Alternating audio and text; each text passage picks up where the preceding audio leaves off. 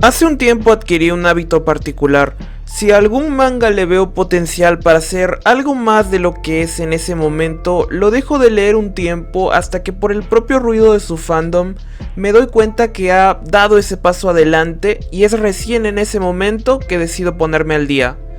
Pienso que de esa forma se puede evaluar mejor o tener frescos todos los momentos importantes hasta el clímax de la historia. Por supuesto sería mucho mejor estar súper activo en el fandom, participando con teorías, debates o estando atento a las redes. Pero no me dejarán mentir, ese trato tan apasionado y comprometido no se puede tener con todas las obras que miramos por la misma razón que no todas nos apasionan hasta ese punto. Justamente saqué la idea por la abismal diferencia en la experiencia de leer Kanokari de corrido versus leerla semana a semana. Y justamente el mes pasado decidí que era el momento de retomar Nagatoro-san, un manga extremadamente popular, el cual siento que dejé cuando las cosas empezaban a ponerse interesantes alrededor del capítulo 100, y creo que es momento de hablar cómo están actualmente sus personajes. Pero antes de iniciar a fondo les quiero pedir que se suscriban a mi canal, donde siempre hablamos de anime, manga y novelas ligeras. Todas las semanas subo video nuevo, por lo que agradecería mucho que me ayuden a llegar a los 2000 suscriptores antes de que termine el año.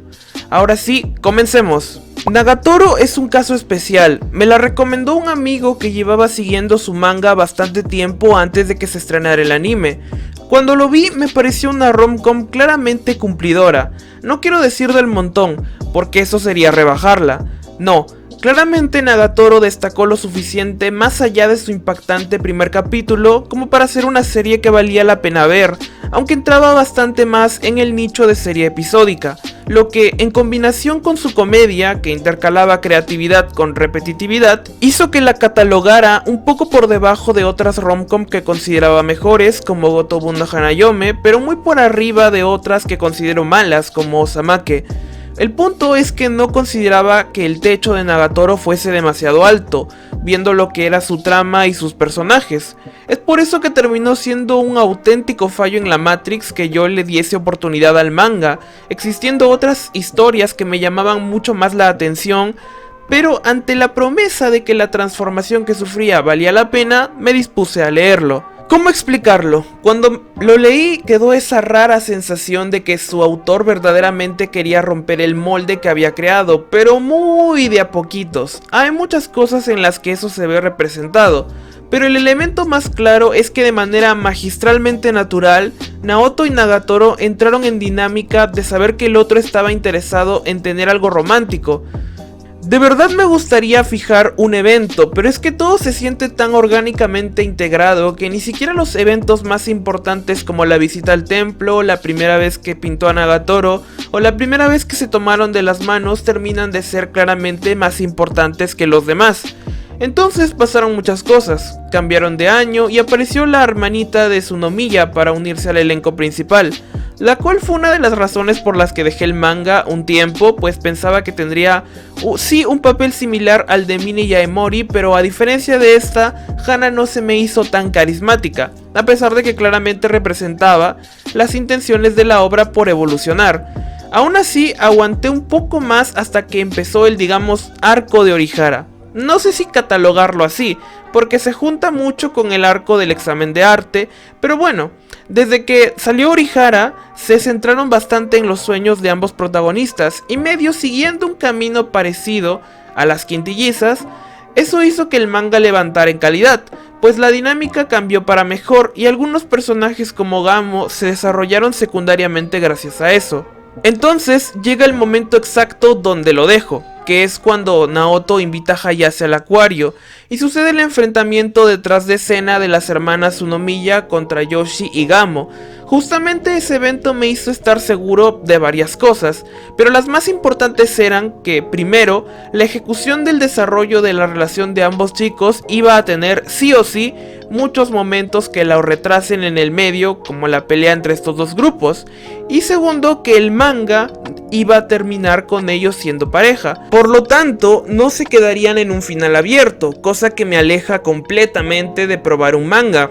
Teniendo en cuenta eso y que la frustración sería considerable en cada nuevo capítulo, dejé el manga pausado por más de 2 años hasta que recibiera la señal adecuada.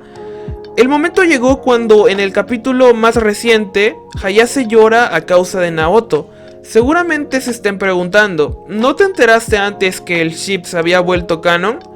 Y sí, vaya que ese momento se spameó mucho en mis redes, pero consideré no volver todavía porque quería una señal de que el manga aún se atrevería a intentar cosas estando en ese punto de su relación. Y el capítulo 149 fue definitivamente la prueba de eso. Pero empecemos por lo más importante. La verdad es que entre idas y vueltas llegamos a entender la razón por la que Hayase se enamoró de Naoto. Me impresionó de hecho lo bien que hiló todo con el arco de Orihara y espero de corazón que haya estado planeado desde el principio, porque si es así salió perfecto. Siempre en este tipo de historias hay que tener muchísimo cuidado en crear un contexto muy específico para que la chica sociable o extrovertida se fije en el chico que a priori se muestra ante los demás como alguien huraño, solitario o hasta desagradable. Este manga es de los mejores ejemplos de cómo hacerlo bien, pues es desde que decide abandonar el judo porque ya no es la mejor sin esforzarse y sentirse superada. No por Orihara, sino porque mientras más avance el tiempo, se da cuenta que las personas que siguen practicándolo ya le dan una importancia diferente buscando ser atletas profesionales. Ese mismo razonamiento la hace querer disfrutar más de la vida sin tener un sueño en específico, o sin dedicarle a nada el tiempo suficiente para sentir que se está comprometiendo. Sin embargo, mientras va creciendo se va sintiendo cada vez más vacía. Precisamente en ese momento conoce a Senpai, un chico que a primera vista parece aburrido y tímido para siquiera hablarle, pero tenía lo que ella no, pasión y dedicación hacia sus sueños, combinado un poco con sus propios anhelos ocultos de ser admirado y de los que se burla tanto. Cuando se da cuenta que es extremadamente fácil intervenir en su vida, y deseando descubrir si había algo digno de aprender a la par que mostrarle un poco de su actual filosofía donde buscaba hacerlo disfrutar de cosas sencillas, mientras lo molestaba, empieza a ir a su club de pintura y lo demás ya es historia conocida. Otro acierto muy bueno es que el desarrollo del sueño de Naoto fuera del colegio fue precioso. Me gustó mucho cómo es que lo introdujeron poco a poco en el mundo profesional que le interesaba, primero metiéndolo a una escuela de preparación en la que por fin vemos que hizo amigos por su propia voluntad, separando ese entorno completamente del que tiene con Nagatoro. Primero, Hashimoto y Aihara fueron muy buenos complementos que lo hicieron madurar para tener más confianza en sí mismo, y también para manejar su declaración de manera menos idealista. De hecho, defiendo que pusieron su primer granito de arena para que no se tirara 20 capítulos más en confesarse. Pero especialmente la mejor de ese grupo fue Machida. No es nada nuevo meter personajes súper obsesionados con sus sueños, tratando de renunciar a casi todo lo demás. Sin embargo, siento que verlo desde una perspectiva donde ella no fuese el centro de atención, Naoto no tratase de cambiarla con palabras y más bien lograse volverse su amigo como un efecto secundario de su propia meta para declararse a Hayase, la hizo encajar perfectamente en el manga. Como puntos extra también los unía una rara relación con Tsunomiya, la cual desencadenará uno de los incidentes más interesantes en el futuro.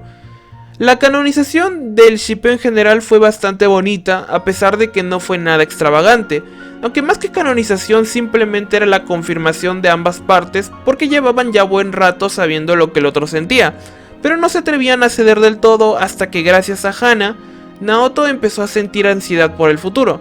Por cierto, bien plasmada al mostrar un cambio significativo en la rutina de ambos chicos cuando cambiaron de año. Gracias a ya estar en su recta final, ya que tristemente salió hace poco la noticia de que solo le restaban 3 capítulos, siento que va a quedarse a la mitad de lo que pudo haber logrado con esa proyección tan ilusionante que al menos yo le veo. En primer lugar, vamos a tener menos de 10 capítulos para explorar la relación que tanto se tardó el autor en consolidar. Creo que ni Gotobun fue tan mezquina para eso.